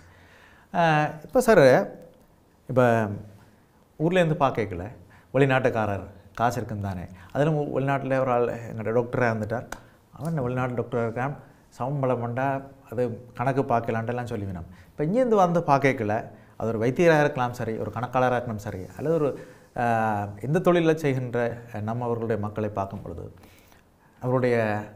அவர் நேரம் போதாமை, பிள்ளைகளோடு செலவிற்கும் நேரம், கடுமையான வேலைப்பளு, இயந்திரமான வாழ்க்கையை நீங்கள் பார்த்துருப்பீர்கள். எப்படி நீங்கள் அதை பார்க்குறீங்க? உண்மையில் நான் கடந்த வருடம் கனடாவுக்கும் சென்றிருந்தேன், இந்த வருடம் இங்கிலாந்துக்கும் வந்திருக்கின்றேன். பார்க்கும்போது மிகவும் வேதனையாக தான் இருக்கின்றது. உண்மை நாங்கள் நினைத்து வந்த முறை உண்மை நான் நினைத்திருக்கிறேன். இங்கே உள்ளவர்கள்லாம் மிகவும் வசதி படைத்தவர்களாக அங்கே நாங்கள் எல்லாம் நினைப்பதுண்டு இங்கு காசு இருக்கின்றது, ஏதோ தெருவில் கொண்டிருக்கிற காசு எடுத்து அனுப்புகிறார்கள் என்று தான். ஒவ்வொரு பணத்துக்கும் பின்னால் உள்ள அந்த அவர்களது வலு, மனித வலுவை எவ்வளவு செலவழித்து அதை பெறுகிறார்கள். மனித வலு மட்டுமல்ல, மனத்தை கூட, அதாவது தனிமை. இப்போ கணவன் வேலைக்கு செல்லும்போது மனைவி தனித்திருக்க வேண்டும், குழந்தைகளை விட்டு அவர்களை அந்த இடத்துக்கு செல்ல வேண்டும். யாழ்ப்பாணம் போன்று மிக குறுகிய பிரதேசம் இல்லை, ஒவ்வொரு இடத்துக்கும் போவதற்கு மிக எத்தனை மைல் தூரம் செல்ல வேண்டும். உணவுப் பொருளை வாங்குவதற்கு கூட ஒரு கிழமைக்குரியதை வாங்கி அவர்களை சேமித்து வைத்து அதைத்தான் பாவம் ஒழுங்கான சாப்பாடு கூட இல்லை. அதாவது உணவு கூட குளிர வைக்கிறதும் எடுத்து சாப்பிட்றதுமே தவிர ஒரு ஃப்ரெஷ்ஷான எங்களை மாதிரி சாப்பாடு இல்லை.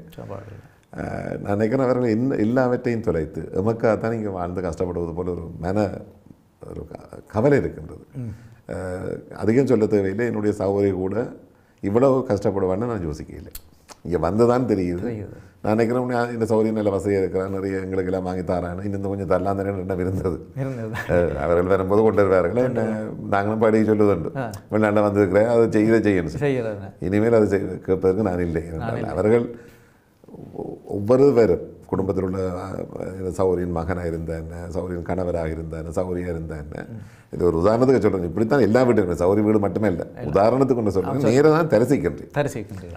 ஒவ்வொரு பேரும் அந்த அப்படி எனக்கு வந்து அந்த விடயத்தை நான் வேதனைப்பட்டு செல்கின்றேன். அவர்கள் பாவம் இந்த போர் சூழலுக்காக இங்கே வந்து தங்களை பாதுகாத்த மட்டுமே உண்மையும் பாதுகாப்பதற்காக இவ்வளோ கஷ்டப்படுகிறாருன்னு சொல்லி. அது தவிர இன்னும் பல்வேறுபட்டவர்களுக்கு, இப்போ எனக்கு மட்டுமில்லை, உறவினர்களுக்கு, இங்குள்ளவர்கள் தமது உறவினர்களுக்கு, பாடசாலைகளுக்கு, ஆலயங்களுக்கு உண்மையில் வேறு இறைத்து கொண்டு தான் இருக்கிறார்கள். அங்கு அதை கொடுப்பது பிழை இல்லை, அதை நாங்கள் சரியான முறையில் அதை பயன்படுத்தி அவர்களை நாங்கள் ஒரு அந்நியவர்களாக பார்க்காமல் அவர்களுக்கு தேவையான உதவியை நாங்கள் செய்ய வேண்டும். நாங்கள் நினைப்பதென்றால் அவர்கள் தருவதற்கு இருக்கிறோம், நாங்கள் பெறுவதற்கு இருக்கிறோம். நாங்கள் அவர்களுடன் இணைந்து ஒன்றும் அவர்களை அன்புக்காக தான் இருக்கிறார்கள். நாங்கள் அந்த அன்பை அவர்களுக்கு செலுத்த வேண்டும், அவர்களை மனதை கோணாமல் நாங்கள் நடந்து கொள்ள வேண்டும். அது நிச்சயமாக எனது தாய் உறவுகளுக்கு நான் அந்த செய்தியை அனித்தரமாக சொல்லுகின்றேன். தயவு செய்து அவர்கள் தார உதவிகள் உண்மையில் ஒவ்வொரு தரமே கண்டோன்னு கேட்பார்கள், எப்படி இருக்குது, என்ன தேவை இருக்கின்றது, எங்கள் பிள்ளைகள் எப்படி இருக்கிறார்கள். நேற்று கூட பரிசை பற்றி கூட்டி கேட்டார்கள், எப்படி பிள்ளைகள் செய்கிறார்களோ, ஏன் எங்களை கல்வியில் எங்களோட மாவட்டம் பின்தங்கினதுக்கு என்ன காரணம், அது என்னென்று உயர்த்த முடியும், இப்படித்தான் எல்லோரும் பேசுகிறார்கள். தமது நாட்டில் உள்ள பிரச்சனைகள் எப்படி போகின்றது, அங்கே என்னென்ன வாழக்கூடியதாக இருக்கின்றதான் கேட்கிறார்கள். அப்படி ஒன்று கேட்கும்போது சந்தோஷமாக இருக்கின்றது. ஓரளவுக்கு அங்கு உள்ளவர்களும் நாங்கள் அநேகமாக எல்லா நிறுவனங்களும் அல்லது அந்த அவர்கள் உதவி பெறுகின்ற எல்லோருமே அதை கவனமாக அதை பயன்படுத்த வேண்டும், அவர்கள் அங்கே பயன்படுத்த வேண்டும். இப்போ சார், உங்களிடம் பார்த்தா இப்போ தற்சமயம் பார்த்தால் மலையாளத்து பிள்ளைகளும் உங்களிடம் கல்வி இருக்கின்றார்கள், இஸ்லாமிய பிள்ளைகள் கல்வி இருக்கின்றார்கள். யுத்தம் முடிந்ததன் பின்னர் அந்த வழிகளையெல்லாம் வந்து வடக்களோடும் பலர் எங்களுடைய பிள்ளைகள் கல்வி இருக்கின்றார்கள். சிலர் வந்து எல்லாவற்றையும் யுத்தத்தில் இழந்து எங்களுடைய பிள்ளைகள் கிடக்கிற ஹானி அடைய வச்சும் சரி, அல்லது அம்மானுடைய ஒரு சில நகைகளை அடைய வச்சும் கூட படிக்கின்றார்கள். சிலர் ஆசிரியர்கள் கேள்விப்படுகின்றோம், சில இப்போ நீங்கள் உங்களோட பாடம்னு சொன்னால் உங்களோட பாடத்துக்கு அவர்கள் இனியில்ட கஷ்டம் முடியாதுன்னு சொன்னால் அந்த பாடத்தை இலவசமாக விடுகின்றீர்கள். அப்படியான பிள்ளைகள் இப்பொழுதும் இருக்கின்றார்களா? உண்மையில் அந்த வறுமை நிறம் சிவப்புன்னு சொல்வார்கள். நாங்கள் உண்மையில் வறுமையை அறிய முடியாது. பிள்ளைகளை பொறுத்தவரையில் என்னுடைய தனிப்பட்ட கருத்து, இங்கே உள்ள பெரும்பாலானவர்கள் நாங்கள் எல்லோருமே என்ன வயது ஒத்தவர்கள், நீங்கள் முத்துக்கொள்வீர்கள் நம்புகின்றேன், நல்ல நிலைக்கு வந்தவர்கள் தான் கஷ்டப்பட்டவர்கள். அதாவது வந்து வறுமை என்பது எங்களுக்கான ஒரு உலகத்தை எங்களை படிப்பதற்கு, ஊரவர்களை படிப்பதற்கு, சரியான நண்பர்களை படிப்பதற்கு, சரியாக உறவினர்களை அறிந்து கொள்வதற்கு நிச்சயமாக எனக்கு அது உதவி இருக்கிறது. இப்போ சொல்வார்கள், அம்மாவும் அப்பாவும் அரசாங்க உத்தியோகத்தர் எந்த போதும் கூட நான் ஓரளவுக்கு பணத்தில் கஷ்டப்பட்டவன் தான். அதனால தான் நான் சில மாணவர்களுக்கு என்ன போன்ற சொல்ல இருக்கலாம்னு சொல்லி கருதி அவர்களை மற்றவர் அறியாமல் ஒரு சிலருக்கு நான் அப்படியான அனுமதிகளை வழங்குவது உண்டு. இன்னும் எங்களை முழுமைப்படுத்தியது அந்த கஷ்டம்தான். ஓரளவுக்கு கஷ்டம் நாங்கள் உணரத்தான் வேண்டும், அப்பொழுது நாங்கள் முழுமையாக்கலாம். நான் சொல்லக்கூடியது தான். ஆமாம். அப்போ ஒரு வலி உணராமல் நாங்கள் நல்லவராக முடியாது. என்னவா இருந்தாலும் ஒரு வலி உண்டு அங்கு பின்னணியில் இருக்கும். நான் அறிந்த வரையில் முன்னேறிய மனிதர்கள் எல்லாம் வலியடைந்தவர்கள், அதுக்காக நான் மாறி ஒரு சிலர் இருக்கலாம்.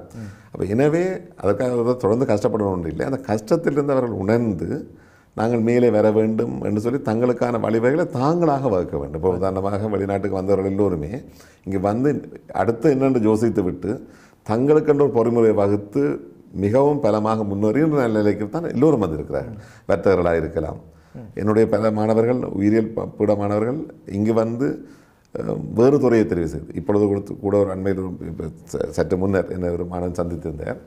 செயின்ட் ஜோன்ஸ் கல்லூரி மாணவன். அவர் வந்து அங்கு படித்த உயிரியல் விவசாயத்துறையில் பேராதனை பட்டதாரி. அவர் அங்கிட்ட இங்கே என்ன செய்தீங்கன்னு சொல்லி இங்கே MBA முடித்து இன்று அவர் அந்த துறையில் மிக ஒரு நல்லொரு தொழிலில் அவர் இருக்கின்றார். அதே போன்ற கணவர் IT துறைக்கு மாறி இருக்கிறார்கள். சில பேர் அக்கவுண்டிங் அந்த துறைக்கு வந்திருக்கார்கள். FA அப்படி வந்திருக்கிறார்கள். ஃபினான்சியல் அசிஸ்டண்ட்டாக இருக்கிறார்கள்.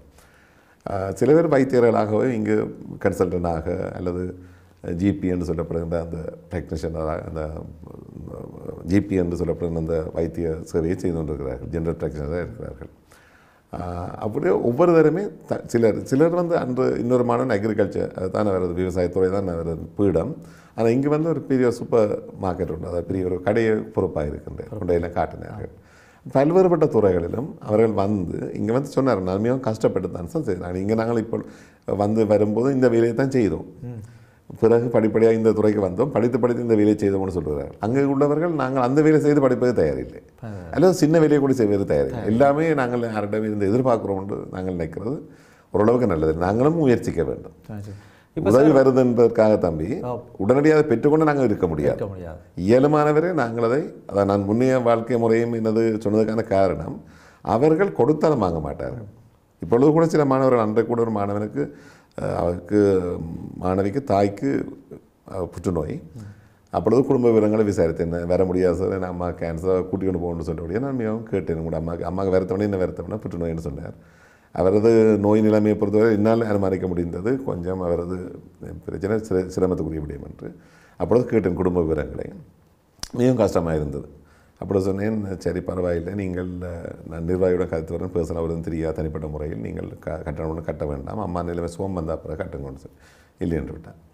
சில மாணவர்கள் அப்படி தாங்கள் கஷ்டப்பட்டாலும் நாங்கள் முன்னுக்கு வர வேண்டும்னு சொல்லி விரும்புகிறேன். எப்படின்னா நீங்கள் அந்த சந்தர்ப்பத்தை பயன்படுத்தி கொள்ளுங்க, வீட்டை கஷ்டப்படுத்தாதீங்க அம்மாக்களேன்னு சொல்லி. இல்லை சார் அது வேண்டாம், அது எங்களுக்கு ஒரு வசதியை நாங்கள் மேனேஜ் பண்ணுறோம். சில மாணவர்களுக்கு நாங்கள் இப்படியான அனுமதி கொடுக்கும்போது பின்னர் வந்து அந்த காசையும் தந்து, இல்லை சார் இப்போ ஓரளவுக்கு அந்த காசு வேறு துவங்கிட்டு எங்களுக்கு தருகிறார்கள், மாமா இப்போ போய் எங்கள் வேலை செய்ய துவங்கிட்டு அனுப்புகிறார், நீங்கள் அதை காசை வச்சு கொண்டு சொல்லி அந்த நிறுவனத்துக்கு கட்டியிருக்கிறார்கள். அப்படியான நல்ல பிள்ளைகள் எல்லாம் இருக்கிறார்கள். ஆனால் ஓரளவுக்கு நான் நினைக்கிறேன் கஷ்டம் ஒரு தானே முழுமையாக்கும். ஸோ இப்பொழுது நீங்கள் பலாலி ஆசிரியர் கலாசாலை விரிவுரையாளர், நீண்ட காலமாக கிட்டத்தட்ட 87ஆம் ஆண்டுகளில் இருந்து ஒரு தனியார் கல்வியிலும் அதிலும் ஒரு காத்திரமான இப்படித்தான் இருக்க வேண்டும் என்று வந்து ஒரு ஆசிரியர். நாங்கள் இப்போ எங்களோட அப்பாக்கள் சொல்லினோம், தம்பி அந்த மாதிரி எங்களை படிப்பிச்ச வாத்தியார் மேரன்னு சொன்னால் நடையும் ஆடையும் குரலும் அந்த கம்பீரம் இருக்கும் ஆசிரியர் என்றால் அதான். இந்த காலத்தில் அப்படி நாங்கள் ஒரு சிலரை பார்ப்போம். அதில் பார்த்தால் குணசீலன் சார், இப்போ நாங்கள் வர்த்தகம் படித்தாலும் அந்த சயின்ஸ் சொல்ல தாண்டும் பொழுது குணசீலன் மாஸ்டருடைய அந்த தொனியும் சார் கிளாஸ் முடிஞ்சு அந்த கையில் சோக்கோடு நடந்து வர கம்பீரமும் பார்த்தால் எங்களுக்கு அதை பார்த்து எங்களுக்குள்ள ஓரளவுக்கு நாங்கள் ஒழுக்கத்தை வளர்த்து கொண்டோம். இப்போ சார், இப்போ நாங்கள் அங்கே உள்ள மாணவர்களுடைய கல்வியில் எங்கே பார்க்கும்பொழுது இப்போ அதிக வசதி ஊடிட்டுது, யாழ்ப்பாணத்தில் கல்வி வீழ்ச்சி வீழ்ந்தோண்டு போயிருக்கு என்ற ஒரு சில பகுதியில் அங்குள்ளங்களோட மாணவர்களை பற்றி ஒரு தப்பான அபிப்பிராயம் இருக்கின்றது. நீங்கள் ஒரு ஆசிரியராக பார்க்கும்போது அந்த மாணவர்களுடைய கல்வித்தரம் இப்படி இருக்குது? உண்மையில் காலத்தை நாங்கள் பிரிக்க முடியாது. மாணவர்களை பொறுத்தவரை நான் சந்திக்கும் மாணவர்கள் மிக ஆர்வமாக தான் கற்கின்றார்கள். அங்கே கல்வி முறையில் கொஞ்சம் ஓரளவுக்கு சிக்கல் இருக்கிறதுக்கு நம்ம நாட்டு கல்வி முறை ஒரு வழிப்படுத்தப்பட்டு தான் செல்லுகின்றது. அதாவது அவர்கள் புலமை பரீட்சை நடைபெற்றது, அதை தோற்ற வேண்டும். அதற்குள் இங்கே உள்ள கிராமர் ஸ்கூல் போட்டி மாதிரி பெற்றோர்களிடையில் கூட போட்டி தங்கள் பிள்ளையை நல்ல பாடசாலை சேர்க்க வேண்டும். அது துரதிர்ஷ்டவசமான விடயம். உண்மையில் எல்லா பாடசாலைகளும் ஒரே மாதிரி நிலைக்கு கொண்டு வரப்பட வேண்டும். என்னை பொறுத்த நான் ஏற்றுக்கொள்ள மாட்டேன். ஏனென்றால் எல்லா பாடசாலையிலும் ஒரே தரம் வாய்ந்த ஆசிரியர்கள் தான், ஒரே பயிற்சி கலந்து வருகிற ஆசிரியர்கள் எல்லோருமே பங்கிடப்படுகிறார்கள். தரம் கூடிய பாடசாலைகளை கொண்டு தரம் குறைந்த பாடசாலை கொண்டு பிரிவுகளில் ஆசிரியர் நியமனங்கள் இடம்பெறுவதில்லை. ஆசிரியருக்கு இடையில் அவ்வாறான பாகுபாடுகள் இல்லை. எல்லோருமே ஒரு 3-1 என்று சொல்வார்கள், 3-2 என்று சொல்வார்கள், 2-1, 2-2 என்று சொல்லி அதை ஆசிரியர் கிரேட் இருக்கே தவிர அவர்களது கல்வி நிலையோ அவர்களது திறமையை பொறுத்து ஆசிரியர் பாகப்படுத்துவதில்லை. அப்போ எல்லோரும் ஒரே ஆசிரியர்கள்லாம் கற்பிக்கிறார்கள். பாடசாலை வளங்களும் தற்பொழுது உண்மையில் எல்லா பாடசாலைகளுக்கும் சம வளங்கள் பகிரப்படுகின்றன. இப்படியான நிலைமைகள் இருக்கும்போது பிரபல பாடசாலைகளை நோக்கி பிள்ளைகளை தள்ளுவதற்காக இப்படி பரீட்சை ஒன்றை வைப்பது, மாணவர்களிடையே உண்மையில் ஒரு பதட்டத்தை பதகளிப்பை அவர்களிடையில் ஏற்படுத்துவது நம்முடைய குழந்தை வயது. அது தேர்ச்சி பெற்றவர்களை கூட எமது சமூகத்தில் அது ஏனோ தெரியவில்லை, அது கொஞ்சம் அதிகப்படுத்தப்படுகின்றது. பாடசாலைகள் அவர்களுக்கு ஒரு விழாக்களை வைக்கிறார்கள். பிள்ளைகளை உற்சாகப்படுத்த தவறு என்று நான் சொல்லவில்லை. ஆனால் அதனால் தெரிவு செய்யப்படாத மாணவர்கள் எவ்வளவு பாதிக்கப்படுகிறார்கள். ஒரு 100 பேர் பாராட்டப்படுகின்ற போதும் மிச்சம் 900 மாணவர்களை நாங்கள் ஒரு 1000 மாணவர் எடுத்தால் மிச்சம் 90% மாணவர்களை நாங்கள் பின்தள்ளுகிறோம். இந்த மாணவர்களுக்கும் அதிக அளவுக்கான முன்னுரிமையை கொடுத்து பாடசாலைகள் வங்கிகள் ஒவ்வொருத்தருமே அந்த பிள்ளைகளை முதன்மைப்படுத்தும் போது அவர்களும் தாங்கள் எல்லாத்தையும் நிறைவேற்றி விட்டோம், இனி என்ன படித்து விட்டோம் என்று சொல்லி அங்கால் அவர்களது படிப்பு கொஞ்சம் மழுங்கடிப்படுகின்றது. அல்லது அதற்கேற்ற தேவைகளுக்கு ஏற்ற மாதிரி தாங்கள் கல்வியை தொடர முடியவில்லை என்ற ஒரு ஏக்கத்தில் இருக்கிறார்கள். காப்புத்தா சாதன தரம் என்பது முந்தினைய காலம் போல இல்லை. இப்பொழுது ஓரளவுக்கு அந்த பரீட்சை முறை இலகுவப்படுத்தப்பட்டிருக்கின்றது. அதில் மாதிரி 9 பாடங்களும் அதிதரமை சித்தி பெற்று அட்வான்ஸ் உயர் வகுப்பு வரும்போது நாங்கள் எல்லோரும் திறமையானவர்கள் படித்தவர்கள் நினைக்கிறார்கள். ஆனால் காப்புத்தா உயர் வகுப்பு மிக ஒரு போட்டி பரீட்சை. ஒரு குறிப்பிட்ட சொற்ப வீதமான மாணவர்களால் மருத்துவத்துக்கு தெரிவு செய்ய முடியும். உதாரணத்துக்கு நீங்கள் பார்த்தால் 10,000க்கு மேற்பட்டவர்கள் 9 பெற்றிருப்பார்கள். மருத்துவத்துக்கு தெரிவு செய்யப்படுற மாணவர்கள் எண்ணிக்கை 1800 மாணவர்கள்லாம் தெரிவு செய்யப்படுகிறார்கள். அப்பொழுது 9 எடுத்த மாணவர்களோ நினைப்பது உண்டு, நாங்கள் இனி என்ன மருத்துவத்துக்கும் பொறியியல் படுத்தும் செல்லப்படுகின்றோம். அந்த எதிர்பார்ப்பில் இருந்துவிட்டு இறுதி நேரத்தில் அவர்கள் சிரமப்படுகின்ற போதும் மனதில் அவர்கள் ஒரு பயம். என்னடா பாடசாலைகளுக்கு நம்மளை எதிர்பார்க்கிறார்கள், பெற்றோர்கள் எதிர்பார்க்கிறார்கள், சமூகம் என்னங்களை கௌரவித்து விட அந்த பதட்டத்தில் மிகவும் குழப்பமடைந்து எத்தனை மாணவர்களுக்கு நான் அவர்களுக்கு சீர்மையும் கவுன்சிலிங் செய்திருக்கின்றேன். மிகவும் பாதிக்கப்பட்டு அவர்கள் சாதாரணமாக தோற்றக்கூடிய மாணவர்கள் தங்களால் உயர்நிலைக்கு டிஸ்ட்ரிக்ட் ரேங்கில் முதலாவதாக, ஐலண்ட் ரேங்கில் 10க்குள் வர முடியவில்லை, அப்படி எடுக்க மாட்டேன். உன்னவர்கள் மருத்துவ கொடுத்து தெரிவு செய்வார்கள், 3 எடுப்பார்கள். ஆனால் இன்னும் மேலே வர முடியாது. அப்போ நாங்கள் அவர்களை பந்தய குதிரை போல ஒரு லக்கை காட்டி பாய் என்று சொல்லுகின்றோம். அப்போ எல்லோரால் முடியாமல் போது சந்தர்ப்ப சூழ்நிலை அவர்கள் தவறும் போது மிகவும் பதளிப்பு உள்ளாக்கப்பட்டு வருகின்றார்கள். இங்கே அப்படி இல்லை. இங்கே அவர்கள் நிறைய வசதிகள், நிறைய துறைகள் தெரிவு செய்யப்படுகின்றது. மருத்துவம் தான், பொறியியல் தான் என்று இல்லை. அப்போ அப்படியான வாய்ப்புகள் அங்கு கொஞ்சம் குறைவது ஒரு பிரச்சனை. மற்றபடி மாணவர்களை பொறுத்தவரை கல்வியில் நாட்டம் குறைந்தன்னு சொல்வதற்கு பெரும்பாலும் நான் அதை விரும்பலை. அவர்கள் மிக அன்பாகவும் எங்கள் ஆசிரியர் நன்கு மதிக்கிறார்கள். படிக்கிற பிள்ளைகள் படித்தோன்னா இருக்கிறார். சில சமயங்கள் நான் நினைக்கிறேன் சில கிராமப்புற பாடசாலைகளில் மாணவர்கள் இடவிலகல் அதிகரிப்பதாகவும் ஒப்பீட்டளவில் காப்புத்தா சாதன வகுப்புகளுக்குரிய அந்த அடைவு மட்டங்கள், அதாவது பெருவேற்று மட்டங்களில் வீழ்ச்சி காணப்படுவதாகவும் புள்ளி விவரங்கள் தெரிவிப்பது கவலைக்குரிய விடயம். அதற்காக அங்கு உள்ள கல்வி திணைக்கள அதிகாரிகள் நிறைய ஆசிரியர்கள்லாம் சேர்ந்து பல முயற்சிகள் எடுத்துக்கொண்டு வருகிறார்கள். சில விஷயங்கள் வெற்றி கண்டிருக்கிறது. உதாரணமாக கிராமப்புற பாடசாலைகளில் கூட வெற்றிலக்கணி மருதங்கணி பாடசாலைகள் கூட திறமான பரீட்சை பெறுவர்கள் இப்பொழுது காப்பு சாதனை பெற்றிருக்கிறார்கள். எனவே அது ஓரளவு சீர் செய்யப்படலாம் என்று நம்புகின்றேன். ஓரளவுக்கு நான் பார்ப்பதுண்டு சில மாணவர்களை பொறுத்தவரையில் அந்த சரியான வழிபடுதல் இல்லை. உண்மையில் பெற்றோர்களும் என்ன செய்கிறார் என்றால் அதிகம் பிள்ளைகளை வழிபடுத்துறது போது நீங்கள் வீட்டு கஷ்டங்கள், நீங்கள் எதிராளது இப்படி வர வேண்டும், நாங்கள் இப்படி தான் கஷ்டப்பட்டு வந்தோம், கொஞ்சம் மெல்ல மெல்லமாக ஒரு ஏரியா இருந்து சொல்ல விட்டால் கேட்க மாட்டார்கள். மெல்ல மெல்லமாக அவர்களை பூர்த்தி சொல்ல வேண்டும். சார், இப்போ ஒரு ஆசிரியராக ஒரு சமூகத்தில் பெரிய பங்கு இருக்கவங்களுக்கு பெரிய அக்கறையும் இருக்குது சார். இப்போ நாங்கள் சில வேளையில் அங்கே நிற்கும் பொழுது பத்திரிகைகள் பார்க்கும்போது எங்களுக்கு நாங்கள் படித்து வந்த காலத்தில் சில செய்திகளை பத்திரிகைகளில் பார்க்கும் பொழுது அப்படியெல்லாம் வருவதில்லை. இப்பொழுது அண்மைக்கெல்லாம் பார்த்தால் கூடுதலாக விளையாட்டுத்துறையை பார்க்கும் பொழுது இப்போ இருக்கும் மத்திய கல்லூரியிடம் மண்டியிட்ட சென்ட் ஜோன்ஸ் கல்லூரி அல்லது சென்ட் ஜோன்ஸ் கல்லூரியிடம் மண்டியிட்ட கொக்குவிலிந்து கல்லூரி, இந்த இப்படியான இதில் பார்க்கும் பொழுது உங்களுக்கு சார் ஒரு பார்க்கும்பொழுது ஒரு கோபம் கட்டாயமாக வரும், ஒரு பார்வையும் இருக்கும். நீங்கள் அதை எப்படி பார்க்குறீங்க சார்? உண்மையில் அந்த சொல்வதற்காக மிகவும் வருத்தமாக உள்ளது. இந்த பத்திரிகைத்துறையை பொறுத்தவரையில், உண்மையில் பத்திரிகைத்துறை ஊடகத்துறையை பொறுத்தவரையில் அந்த ஊடகத்துக்குரிய பல்வேறுபட்ட அந்த கட்டுப்பாடுகள், சுய கட்டுப்பாடுகள், சுய விழுமியங்கள் இப்பொழுது பேணப்படுவதாக நான் நினைக்கவில்லை. எல்லோருமே மனம் போன போக்கில் எழுதலாம், ஜனரஞ்சம் என்பதற்காக இதையும் செய்யலாம் என்று சொல்லி கூப்பிடுறாரு. இன்னும் கூட மனம் பாதித்த விடயம், முதலும் அதிகமாக பாதித்த விடயம், அண்மையில் 2 பெண்கள் கைது செய்யப்பட்டார்கள் நகை திருடியதாக கடந்த வருட நல்லூர் திருவிழாவில். அப்பொழுது ஒரு பத்திரிகை, மிக பிரபலமான பத்திரிகை செய்திகள் தலைப்பெற்றது, புத்தளத்து திருடிகள் 2 கைது என்று. உண்மையில் அது மிகவும் வருந்தத்தக்க விடயம். உண்மையில் ஒரு பிரதேசத்தை கல்லர்கள் இங்கிலாந்து கூட இருக்கிறார்கள். இங்கே கூட சொன்னார்கள் காரையை கொண்டு போகிறார். வரும்போது நான் இங்கிலாந்து அப்படி நெத்து வேறே இல்லை சொன்னார்கள். இங்கேயும் களவு இருக்கிறது, பயப்படுகிறார்கள். இப்போ எல்லோரும் சொல்கிறார்கள் ஐயோ கொஞ்சம் கவனமாக இருங்கோ, இந்த ஜுவல்ஸோடையும் வந்தீங்கள், இரவில் போக பயப்படுது. அப்போ களவு எங்கும் இருக்கின்றது. ஆனால் அதுகளை நாங்கள் ஊர் பேர் சொல்லி இப்போ இங்கே இருக்கும்போது ஒரு இலங்கையை சேர்ந்தவரோட இப்போ நான் தானும் ஒரு ஈடுபட்டால் இலங்கையை சேர்ந்தவர்னு சொல்லி நாங்கள் பூடைக்கல, இலங்கை சேர்ந்த எல்லோருக்குமே தலைகுனிப்பு. அதை நான் ஒரு வெளிநாட்டை வரல இருக்கிறது களவு நடந்தது உண்மை. அதை நாங்கள் ஊர் என்னோட பேரை போடலாம் இவர் தான் சொல்லி அதுகளை நாங்கள் சில இடங்கள் முந்தின காலங்களில் அதை கூட தவிர்ப்பார்கள். ஒரு ஆளுடைய பேரை போடக்கூடாது. ஊரை போடுவது என்பது ஊரையே கவலைப்படுத்துவது. ஒரு நெறிமுறை ஊடக நெறிமுறையில் ஒரு ஆள் சந்தேக நபராக இருக்கும்போது அவரது பேரை கூட அதிகம் பாவிக்க மாட்டார்கள். இப்போ இறந்தவர்களை கூட நான் நினைக்கிறேன் அவர்கள் இறந்து ஒரு கொல்லப்பட்ட விபத்தில் சிக்கி காயமடைந்திருக்கும் போது அந்த படத்தை அப்படியே பத்திரிகைகள் போடுகின்றது. முகநூலில் போடுகிற சிலர் இறந்ததுக்கு விடையும் தனிப்பட்ட முகநூல் அவர்கள் நண்பர்களும் பரிமாறிக்கொள்வது வேறு விடையும். பத்திரிகைகள் தலைப்பில் அவர் விபத்தில் அவர் வந்து நடக்கும் காட்சியை அப்படி போடுவது ஒரு மிகவும் ஏற்றுக்கொள்ளக்கூடியதாக இல்லை. அது உண்மையில் பல்வேறுபட்ட விடயங்கள் ஒன்று. அந்த இறந்தவரை நாங்கள் அவமானப்படுத்துவது போல அல்லது பார்ப்பவர்களுக்கும் அவர் மலினப்படுத்தப்பட்டு நான் நினைக்கிறேன். ஒரு ராஜீவ் காந்தி கொல்லப்பட்ட காலத்தில் ஒரு சஞ்சி ஃப்ரண்ட் லைன் சஞ்சி நினைக்கின்றேன். ஒரு 3 பக்கங்களை இதய நோயாளிகள் சிறுவர்கள் பார்க்க வேண்டாம் என்று குறிப்பிட்டிருந்தார்கள். முன்பக்கத்திலே போட்டிருக்கிறார்கள். இந்த படங்கள் மிகவும் ஒரு கவலை அளிக்கக்கூடிய படங்கள். அதாவது இந்த மிக நெருக்கமாக உள்ள படங்கள். அப்படியான ஊடக கட்டுப்பாடுகள் இப்பொழுது கொஞ்சம் தளர்ந்து போத கவலைக்குரியபடியே.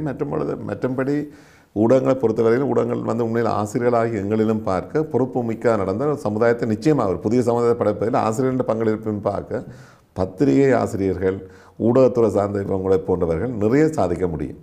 நிச்சயமாக இன்று அது தேவைப்படுகின்றது. ஏன்னா இன்று உலக மக்களை இணைக்கின்ற மக்களை மாற்றுகின்ற ஒவ்வொரு தன்மையும் ஊடகங்களை சார்ந்தது. நிச்சயமாக தென்னிந்திய ஊடகங்களை நான் ஒரு சிலவற்றை பேர் குறிப்பிட நன்றதல்ல. அவர்கள் நிச்சயமாக இந்த இப்படியான சம்பவங்கள் தென்னிந்திய ஊடகங்கள் திரைப்படங்கள் ஒரு கூடுதலான பங்களிப்பு செய்கிறது எங்களுடைய இளைஞர்கள சில தவறான பாதைகளுக்கு. அவர்கள் அதை உண்மையை நம்புகிறார்கள். உண்மையாக நாங்கள் ஆசிரியர்கள் எங்களோட கற்பிக்கும் மாணவர்கள் சொல்வதுண்டு இது போலியானது, அவர்கள் அப்படி உண்மையான இதில் படத்தை நடிக்கிறார்கள் என்று அவர்களை வழிப்படுத்துவதுண்டு. ஆனால் அதற்கு மீறி அவர்கள் இத்தனை பேரே சென்றடைந்து விடுகின்றது. அது நாங்கள் அதை நீங்கள் ஊடகங்கள் பொறுப்பாக ஓரளவுக்கு அதை நாங்கள் செய்வீர்கள் நம்புகின்றேன். சரி சார், குணசீலன் மாஸ்டரை இந்த இடத்துல சந்திக்கலாமா என்று தோன்றிய பொழுது உங்கள்ட்ட கட்டாயம் கேட்க வேண்டிய ஒரு விஷயமா இருந்தது. சொல்லினோம் சார், அந்த மான்சூனா கேட்காது மணிகட்டின மான்சூனா தான் கேட்குமெண்டு. இந்த நாட்டவர்கள் இந்த நாட்டு பல்கலைக்கழகங்கள் அவரை பற்றி பேசும்பொழுது தான், அதாவது அன்புக்கும் பெருமதிப்புக்கும் உரிய துணைவேந்தர் பேராசிரியர் மாமனிதர் துர்ராஜா அவரை பற்றி உங்களோட கேட்க வேண்டிய விருப்பம் இருந்தது. அவருக்கும் உங்களுக்குமான தொடர்பு இருந்ததா? நீங்கள் அவரிடம் பார்த்து வியந்த விஷயம், நீங்கள் அவர் பேரை கேள்விப்படையக்கில் நீங்கள் அப்படி ஒரு மதிப்பளிக்கிற விஷயம்னு சொன்னால் அப்படி இருக்கு. உண்மையில் அவர் அவரை நாங்கள் உண்மையில் அவரை பற்றி கதைப்பதற்கு உண்மையில் மனதுக்கு இதாக இருக்கின்றது. பேராசிரியர் துர்ராஜாவை பொறுத்தவரையில் அவரது எளிமை. உண்மையில் அவர் ஒரு துறை சார்ந்த ஒரு வல்லுநர் மட்டுமில்லை, ஒரு விஞ்ஞானி என்று கூட குறிப்பிடலாம். சொல்லுகிறார்கள் துறை தீரம் என்று சொல்லி அவரது தேட்டம் கூட பல்கலைக்கழகத்தில் இருப்பதாக. அக்பர் பாலம் நிர்மாணிப்பதில் அவரது தனிப்பட்ட ஒரு சிந்தனை தான் எனக்கு காரணமாக இருப்பதாக அவரை பற்றி நிறைய சொல்வார்கள். ஆனால் அவரை பொறுத்தவரையில் பார்த்தால் இதற்கு சொந்தக்காரர் இவர் என்ற வரையில் அவர் இருக்கிறார். உண்மையில் நான் நினைக்கிறேன் சொல்லுவார்கள், ஒரு வாழுகின்ற மக்களுக்கு வாழ்ந்தவர்கள்தான் பாடம் என்று சொல்லி. அதாவது உண்மையில் அவர்கள் போன்றவர்கள்தான் நாங்கள் பார்த்து இப்படி நடக்க வேண்டும், நாங்களும் அவர் இந்த பேராசிரியர் இவ்வளவு எளிமையாக இருக்கும்போது நாங்கள் எல்லாம் இந்த மாத்திரத்துக்கு அப்போ நாங்களும் எளிமையாக வர வேண்டும், எல்லா விடயங்களையும் அவரை போன்றிருக்க வேண்டும். பலர் அவரை பார்ப்பார்கள். உண்மை பல்கலைக்கழகத்தை சமூகத்துடன் இணைத்து, பல்கலைக்கழகம் என்பது முந்தி பேராசிரியர் என்பது அவர்கள் திரும்பி அதிகம் ஒரு பார்ப்பது குறைவென்று தான் நாங்கள் நினைப்பது. ஆனால் இவர் சர்வசாதாரணமாக என்னுடன் சைக்கிளில் நாங்கள் செல்லும்போது, அப்படி சைக்கிள் தான் நாங்கள் பருத்துறையிலிருந்து யாழ்ப்பாணத்தை செல்வதுண்டு என்ற போக்குவரத்து வசதிகள் இல்லாத காலத்தில் எங்களோடு அருகில் பயணித்து கொண்டிருப்பார். அப்பொழுது பல்வேறுபட்டவர்கள் சிரமப்படுகின்றது, சார் நாங்கள் வரலாம் நீங்கள் வர்றீங்கன்னு சார் சொல்லுவார். நான் சைக்கிளில் வந்தால் தான் பல்கலைக்கழக மாணவர்கள் வருவார்கள். எனக்கு பல்கலைக்கழகம் வசதி செய்து சார், அந்த வசதியை அனுபவித்தால் பிள்ளை சொல்கிறார் உங்களுக்கு வசதி இருக்கிற சார், எங்களுக்கு இல்லை கிடக்கின்ற விரிவாளர்களோ மாணவர்களை வருவது கஷ்டம். இன்னும் அவர்களுக்கு வசதி இல்லாதபடியால் நானும் அவரது போல் அனுபவிக்க வேண்டும். துவிச்சக்கர வண்டியில் தான் அவர் வருவார். மற்றது யாரை கண்டாலும் உதாரணத்துக்கு நான் ஒன்று பார்த்தேன், ஒரு மினி பஸ்ன்னு சொல்லப்படுற சிறிய பஸ், அதற்குள் அவர் உயரமானவர், நிற்பது கடினம். அங்குள்ள அந்த நடத்துனருக்கு தெரியாது இவர் யாருன்னு. ஐயா கொஞ்சம் அங்கால தள்ளி நிலங்கோ, தலையை அங்கால வச்சு கொண்டு இல்லைங்கூட பாவம் வச்சுக்கொண்டு எங்களை பார்க்க பாவமாக இருக்கிறது. எங்களை பார்த்து சிரிச்சுவிட்டு நோமலாக நிற்கிறார். தன்னை யாருன்னு காட்டுவதோ நாங்களாம் சொல்லுவோம், அவரை பற்றி சொல்ல வேண்டும். அவர்களுக்கு தெரியாதானே. மருந்து கடைக்கு வந்தாலும் கூட தான் பேசான்னு சிரிச்சு போட்டு வாங்கி கொண்டு போவார். எதுவும் தெரியாது. மிக எளிமையான மனிதர், ஆனால் ஆற்றல் மிக்க மனிதர். அவர் பலருக்கு ஒரு வாழ்க்கை பாடம், அதாவது பரலக்கல விரிவாளர்களோ வேந்தர்களோ இருந்தாலும் இப்படித்தான் இருக்க வேண்டும், இப்படியாக இருக்கணும். மற்ற மக்களுக்கான சேவைகளை நிறைய செய்தவர். நான் அவற்றை குறிப்பிட்ட தேவையில் உங்களுக்கு தெரியும். மிகவும் எனக்கு மனதில் அவரை பற்றி வியந்தது, அவரது வருத்தம் நிர்ணயிக்கப்பட்டு விட்டது, அவரது நோய் நிர்ணயிக்கப்பட்டு விட்டது. அப்பொழுது அவர் விடைபெற்று செல்ல போன்ற ஒரு பிரியாவிட வைபவத்தை ஏற்பாடு செய்திருந்தார், மிக பெரிய அளவில் பழைய மாணவர்களிடம் சேர்ந்து. அப்போ நாங்களும் சென்றிருந்தோம். அவர் அங்கே உரையாற்றும் போது எல்லோருமே கவலைப்பட்டு பேசினார். அவர் மிக சிரித்த முகத்துடன் அந்த தனது உரையை மேற்கொண்டிருந்தார். அவர் நம்ம விட்டு பிரிந்தது உண்மையில் எங்களுக்கு ஒரு பல்வேறுபட்ட இழப்புகளில் அது மிக முக்கியமானது ஒன்று. அவர் இருந்தால் இன்னும் பல விடயங்களை சாதித்திருக்க முடியும். அவரது எண்ணங்கள், அவர் இருந்த காலப்பகுதியில் போர் சூழல் இருந்தபடியால் அவர் நிறைய விடயங்களை செய்ய முடியாமல் போயிட்டோம். இப்பொழுது காலத்தில் அவர் ரிப்பேராக இருந்தால் இந்த பரலாக்களம் சர்வதேச தரம் வாய்ந்த ஒன்றாக மாற்றப்பட்டு கொண்டது நிச்சயமாக மாற்றுக்கிறதுக்கு இடமில்லை. நல்ல சார், இன்றைய இந்த மாலை பொழுதில் ஐபிசி தமிழுக்கு மிகப்பெரிய மகிழ்ச்சியும் ஒரு பெருமையும் கூட. நீங்கள் வந்திருந்த இவ்வளவு நாளும் தொடர்படாத உங்களுக்கான பயணங்கள், மாணவருடைய சந்திப்பு, பல்கலைக்கழகங்கள் என்று பல விடயங்கள் எங்களோட நேரத்தை ஒதுக்கி எங்களோட திண்ணையில் வந்து எங்களோட பேசியதுக்கு மிக்க நன்றி சார். இன்னும் பல வைத்திய கலாநிதிகளை நீங்கள் உருவாக்கி விட வேண்டும், அந்த பொறுப்பு உங்களிடம் இருக்கின்றது. இருவரும் காலங்களில் தொடர்ந்து சந்திக்கலாம் சார். உங்களுடைய நேரத்துக்கும் இங்கே வந்ததுக்கும் மிக்க நன்றி சார். உண்மையில் சுதர்சன் ஒரு விடயத்தை மட்டும் சொல்லிவிட வரலாம் நினைக்கின்றேன். ஆசிரியராகிய நான் மட்டுமல்ல எல்லோருமே வைத்திய கலாநிதிகள் உருவாக்குவது பொறுப்பாக நான் நினைக்கவில்லை. பல மனிதர்களை நாங்கள் இயல்பானவரை, நல்ல மனிதர்களை, நல்ல அடுத்த தலைமுறையை ஆளுமை உள்ளவர்களாக உருவாக்குவதான் முயற்சி. அதற்குள் வைத்தியர்களும் அடக்கம். அந்த வகையில் உண்மையில் இது ஒரு மிக பிரபலமான வானொலி, தொலைக்காட்சி. நீங்கள் பல்வேறுபட்ட உலகங்களிலும் இது செய்கின்றீர்கள். எனது ஆதங்கம், நீங்கள் எல்லா துறைகளிலும் சார்ந்த மருத்துவத்துறையில், இலக்கியத்துறையில், கலைத்துறையில் சார்ந்த எல்லா வல்லுநர்களையும், உலகத்தில் உள்ள பல்வேறு தமிழ் சார்ந்த எல்லோரையும் இணைத்து ஒரு ஒரு தமிழ் சமூகம் நாங்கள் இணையும் போது மிக பலம் வாய்ந்தவர்களாக வர முடியும். அதுவும் ஊடகத்தில் குறிப்பாக உங்களால் அது முடியும். எனது வேண்டுகோள் உங்களிடம், நிச்சயமாக இந்த எமது மக்களை ஊடகங்கள் நீங்கள் பொறுப்புடன் நடந்து, குறிப்பாக ஐபிசி தமிழ் நிச்சயம் இந்த பணியை முன்னெடுத்து கொண்டு வருகின்றீர்கள். மேலும் அதை முன்னெடுத்து இன்னும் கொஞ்சம் விரிவாக்கம் செய்து விரைவில் நீங்கள் எமது மக்களை ஒன்றிணைத்து ஒரு பலம் வாய்ந்த தமிழ் சமூகம் ஒன்றை உலகம் போற்றத்தக்க வரக்கூடிய தன்மையினை கொண்டு வர முடியும் நம்புகின்றேன். என்னை அழைத்து நீங்கள் இங்கு இந்த நேர்காணலை என்னுடன் மேற்கொண்டமைக்காக சுதர்சன் உங்களுக்கும், இந்த ஐபிசி தொலைக்காட்சியைச் சேர்ந்த அனைவருக்கும், இந்த தொலைக்காட்சி நிகழ்ச்சியை பார்த்து கொண்டிருக்கின்ற அன்புக்குரிய நேயர்கள் அனைவருக்கும் சிறந்த நன்றி தெரிவிக்கின்றேன். நன்றி சார். உங்களுடைய வேண்டுகோள் நிச்சயமாக நாங்கள் செய்யப்படும் ஐபிசி தமிழ் செய்யும். இனிப்பான செய்தியை உங்களுக்கு தருவோம், நாங்கள் செய்கின்றோம் என்று. நன்றி சார். நன்றி. வணக்கம் நேர்களே. இன்றைய நிகழ்ச்சியினுடைய அனுசரணையாளர்கள், சிதம்பர கல்லூரியுடைய இந்த கணித விழாவினை ஏற்படுத்திய ஏற்பாட்டாளர்கள், எங்களுடைய சக உதவியாளர் யோகா தினேஷ் அவர்களாம் சொன்னார், சார் சுவசனிங் அண்ணன் சார் எப்படியாவது எங்களோட திண்ணையில் கொண்டு இருத்தி ஒரு கதையும் கொண்டு. யோகா தினேஷுக்கு நன்றி. பிறகு ராஜேந்திரனோடு மற்றும் ஒரு நிகழ்ச்சியை சந்திக்கும் வரை விடுபெறும் நான் சுப்பிரமணியம் சுதர்சன். இது ஐபிசி தமிழுடைய ஊரோடு உறவாட.